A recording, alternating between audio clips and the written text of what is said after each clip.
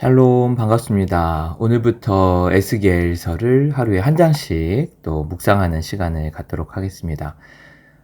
특별히 에스겔서는 상징과 그 내용이 좀 쉽지가 않아서 저도 여러 차례 읽으면서 준비를 했는데 가급적 좀 쉽고 좀 재미있게 같이 은혜를 나누고자 합니다. 1장은 크게 한 세 부분 정도로 나누어지는데요. 세네 부분. 첫 번째는 그발 강가에서 에스겔을 부르시는 장면, 그리고 이제 환상을 보여주시는데 내 생물에 대한 환상, 그리고 바퀴에 대한 환상, 그리고 내 생물과 바퀴 위에 있는 그 보좌 위에 계신 분에 대한 환상, 이렇게 환상에 대한 이미지로 좀 진행이 되고 있습니다. 그래서 1절부터 3절까지는 이제 포로지에서 이제 하늘이 열리면서 이제 에스겔을 부르게 됩니다. 장소는 이제 바벨론 포로지 그발 강가이고, 성전도 예배도 없는 자리에서 하늘이 열리고 하나님의 그 환상이 이제 보이게 됩니다. 하나님은 절망의 자리에서도 먼저 찾아오심을 보여주고 있습니다. 1절입니다. 때는 제 30년 넷째 달 5일이었다. 그때에 내가 포로로 잡혀온 사람들과 함께 그발 강가에 있었다. 나는 하나님이 하늘을 열어 보여주신 환상을 보았다. 여기 정확한 때가 나오는데 제 30년 넷째 달 5일. 이것을 보통 에스겔이 나이가 30이 되었던 때로 보고 있는데, 전후 맥락을 봐서 BC 593년경에 에스겔의 나이 30세에 하나님께서 이제 제사장 직으로 부르시게 됩니다. 보통 이제 30세에 제사장 직분을 맡게 된다고 해요. 그래서 이제 그발 강가에서 이 환상을 보게 되는데, 당시 그발 강가는 바벨론, 현재 이라크 남부 유프라테스 강 지류에 있는데 예루살렘에서 800km의 상당히 먼 거리입니다. 지금도 뭐 800km만 먼 거리인데 그 당시에는 뭐 대부분 걸어서 이동을 했기 때문에 800km는 굉장히 먼 거리였죠. 이제 그곳에서 이제 하나님 주님의 이제 환상을 보게 됩니다. 여호야긴 왕이 포로로 잡혀온 지 5년째가 되는 그달 5일에 이 말 때문에 정확한 날짜 BC 593년이라는 시간이 계산이 가능해집니다. 주님께서 바빌로니아 땅의 그발 강가에서 부시의 아들인 나 에스겔에게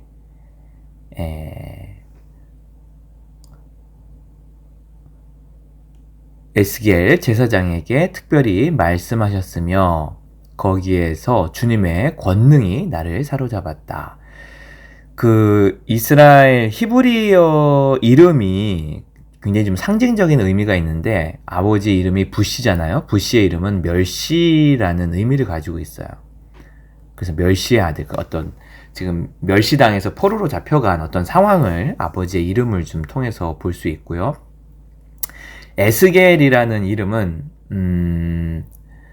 엘이라는 마지막 단어가 이제 하나님을 의미하는데 에스겔 하면 하나님이 강하게 하신다, 하나님이 붙들어 주신다, 그런 의미를 가지고 있습니다. 그러니까는 그런 포로 상황에서도 하나님께서 이스라엘을 강하게 하고 또 하나님께서 붙들어 주신다라는 상징적인 의미를 에스겔이라는 이름으로 볼 수 있습니다. 그래서 하나님께서 에스겔을 붙들어 주심으로 인해서 강하게 만들어 주십니다. 그러니까 에스겔이 굉장히 좋은 이름이죠. 우리도 하나님께 붙들리면, 하나님께서 우리를 붙잡아 주시면 우리가 강해진다. 그것이 에스겔의 의미입니다. 이렇게 30세 되던 때에 제사장으로 부름을 받고요. 포로지에서. 그리고 4절에서 14절까지는 불과 바람 가운데서 내 생물의 이제 등장이 나타나는데, 내 얼굴이 사면으로 얼굴이 있는데 사람, 사자, 소, 독수리의 형상을 가지고 있고 이들은 내 방향으로 움직이며 돌아서지는 않는 모습을 보여주고 있습니다. 그래서 이 내생물은 하나님은 전 방향을 다스리시는 분임을 상징적으로 보여주고 있다라고 이제 해설을 하고 있는데, 뭐 이 해설이라는 게 100% 정확한 게 아니라 이제 신학자들의 그런 견해이기 때문에 여러분이 좀 이건 이거다라고 생각하기보다는 좀 참조하면 좋을 것 같아요.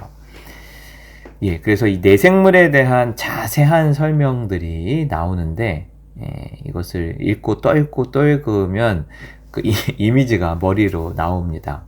머리에 그려집니다. 제가 이걸 챗 GPT에게 1장 전체를 넣고 이미지로 만들어 달라고 해서 이미지가 형성이 됐는데, 맨 끝에 보시면, 기도 마치고 보시면 1장에 대한 전체 이미지가 나와요. 내생물, 바퀴, 그 다음에 보좌에 앉으신 분에 대한 이미지를 여러분이 볼 수 있는데, 이것도 뭐 100% 정확한 건 아니고, 이런 이미지였겠구나라고만 보면 좋을 것 같아요.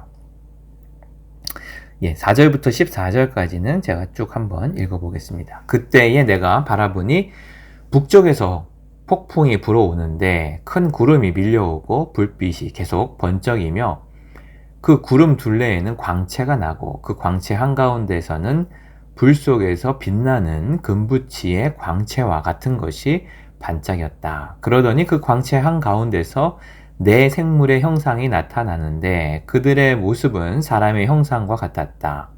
얼굴이 각각 넷이요 날개도 각각 넷이었다. 그들의 다리는 모두 곧고 그 발바닥은 송아지의 발바닥과 같고 광낸 녹과 같이 반짝거렸다. 그 생물의 사면에 달린 날개 밑에는 사람의 손이 있으며 네 생물에게는 얼굴과 날개가 있었다. 그들의 날개 끝은 서로 닿아 있으며 앞으로 나아갈 때에는 몸을 돌리지 않고 각각 앞으로 곧게 나아갔다. 그 네 생물의 얼굴 모양은 제각기 앞쪽은 사람의 얼굴이요 오른쪽은 사자의 얼굴이요 왼쪽은 황소의 얼굴이요 뒤쪽은 독수리의 얼굴이었다. 이것이 그들의 얼굴 모양이었다. 그들의 날개는 위로 펼쳐져 있는데 두 날개는 서로 끝을 맞대고 있고 또 두 날개로는 그들의 몸을 가리고 있었다. 그들은 영이 가고자 하는 곳으로 갈 때에는 각각 앞으로 곧게 나아갔다. 그들은 몸을 돌리지 않고 앞으로 나아갔다. 그 생물들의 모양은 마치 활활 타는 숯불이나 횃불과 같이 보였다. 그 불은 그 생물들 사이를 오가며 빛을 냈고 불 속에서도 번개가 튀어오르고 있었다. 그 생물들은 이쪽 저쪽으로 번개처럼 빠르게 달렸다. 예, 한번 읽으면 이 이미지가 잘 그려지지 않는데 제가 여러 번 읽다 보니까 지금 네 생물이 있는데 네 생물의 형상은 동일해요. 얼굴 사방으로 네 개의 얼굴의 형상이 있죠. 그리고 그 날개가 위로 두 개, 또 아래로 이렇게 두 개로 해서 날개가 네 개가 있고 굉장히 빠르게 움직이는 그런 네 개의 생물을 우리가 볼 수가 있습니다.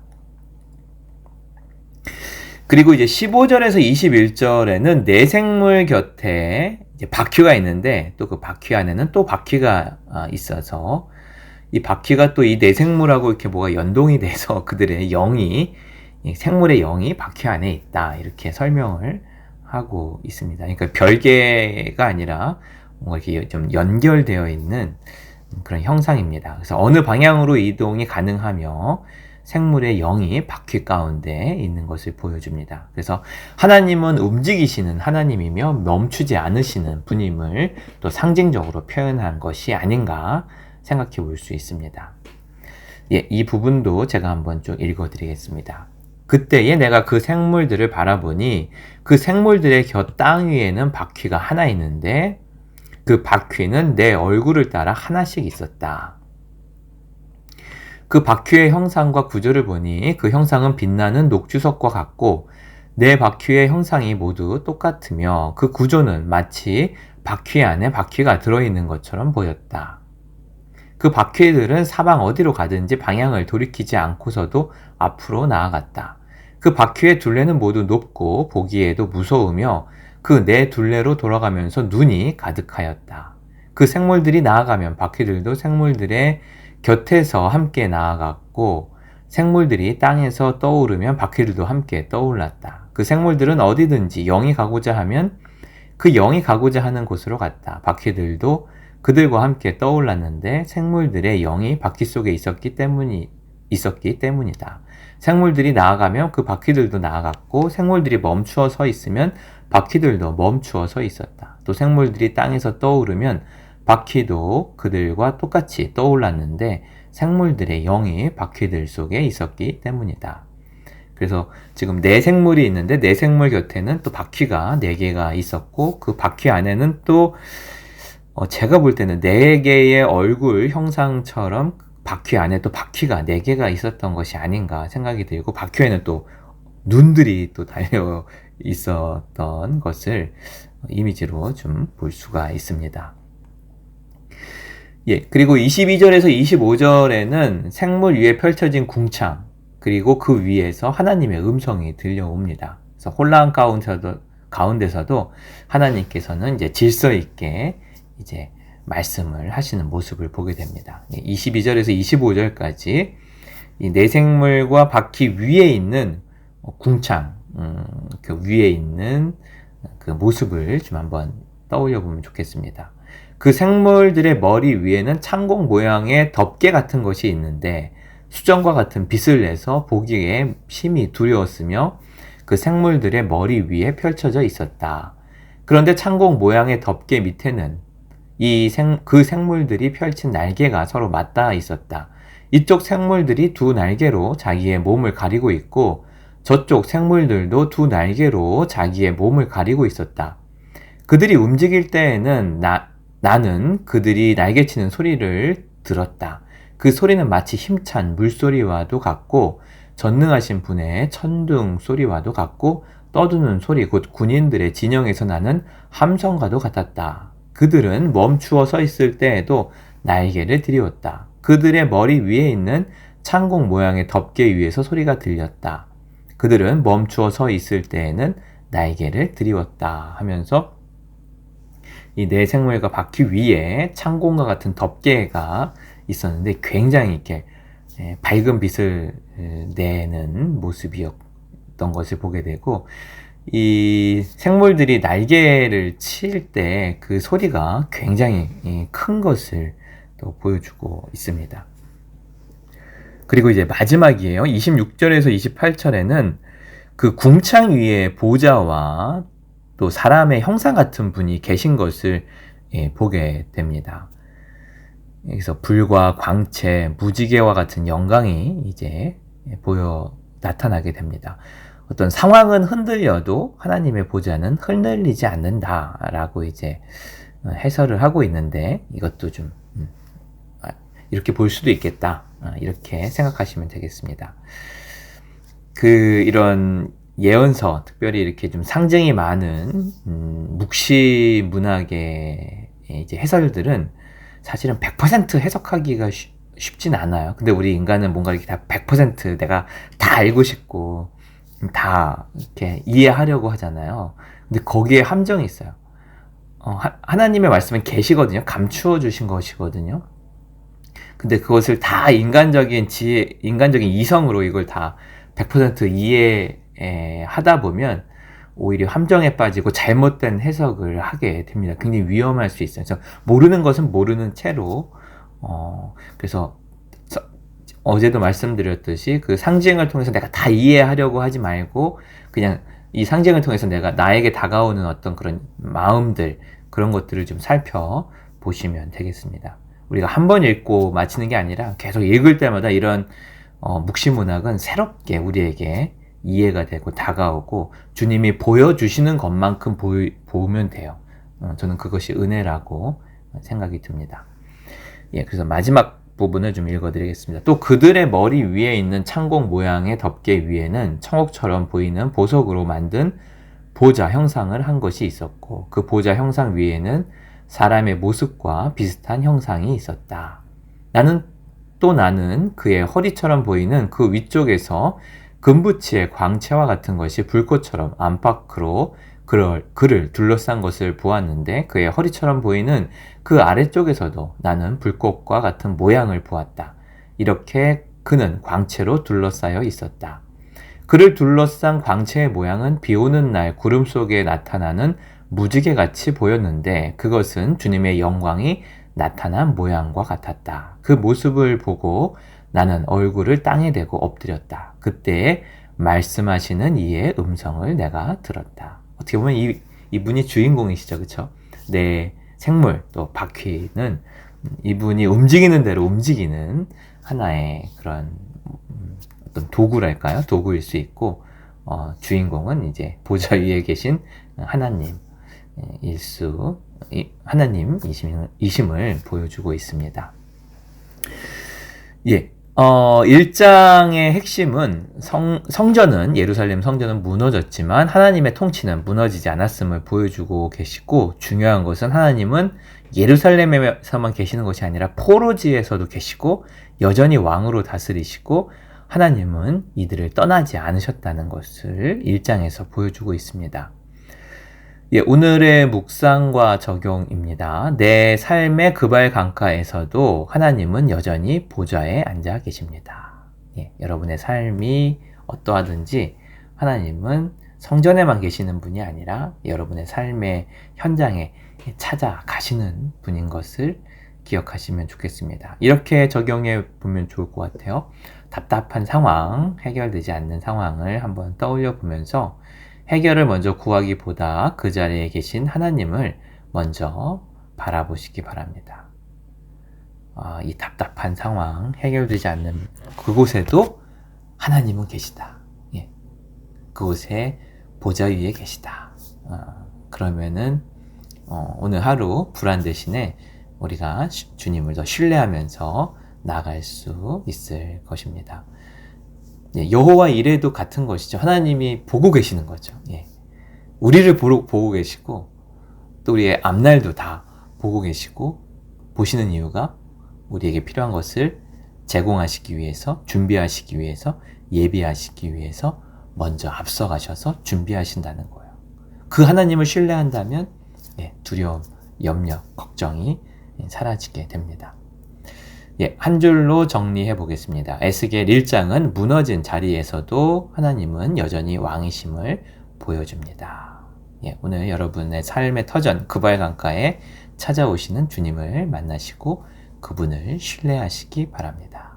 하나님, 오늘도 상황은 쉽게 바뀌지 않았지만 그 자리에도 주님이 계심을 믿고 싶습니다. 앞이 보이지 않을 때 문제만 바라보지 않게 하시고 보좌에 앉아 계신 하나님을 다시 바라보게 하소서.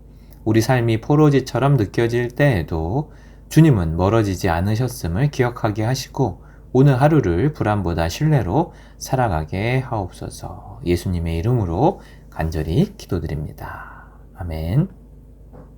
예, 제가 이미지 하나를 올려드렸는데요. 이게 100% 정확한 이미지는 아니지만 이런 형상이었겠구나 라고 한번 좀 생각해 주시면 좋겠습니다. 네, 감사합니다.